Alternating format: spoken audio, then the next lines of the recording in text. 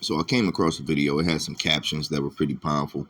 The one that triggered me though was it used an expression how people say I don't have a life, and it went on to say how when you say that you're implying that you're not a part of all of life.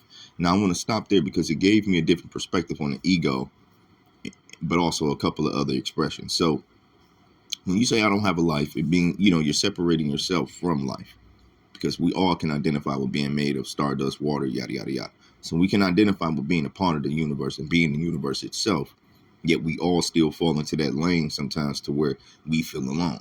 We feel disconnected. You know what I'm saying? Misunderstood. And it's actually just the ego mind game. Um, when people is when we spend our lives, I feel, trying to accomplish certain things in the world of materialism, right? And we base our self-worth on these things. That's actually a reverse mind game as well, because it's still everything's still an illusion. So whether you physically have something or not, it's still an illusion. So it never really mattered. On top of which, the things that you think you don't have, you technically already do, because if you really embrace the fact that you're made of everything, you are everything, then you're never lacking.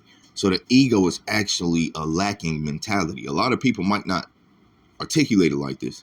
A lot of people might not see it like this, but the ego can actually trigger a lacking mentality. And that is actually very, very interesting. And the reason that the ego does that is because the ego needs to have things to constitute itself as itself. It needs to be separate, right? The ego has to be separate in order to exist. The craziest part about it is it's not separate from anything and it still exists.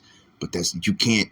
I believe that there's a way that we can actually identify internally, all of us, our own egos, and address it and talk to it.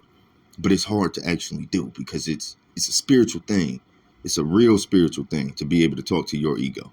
But it is a living organism, and it's one of many tricks and evasive tactics. In fact, the ego is the king of fleeing and eluding the light. I swear to God, right? The figuratively, the light. Like, it's crazy.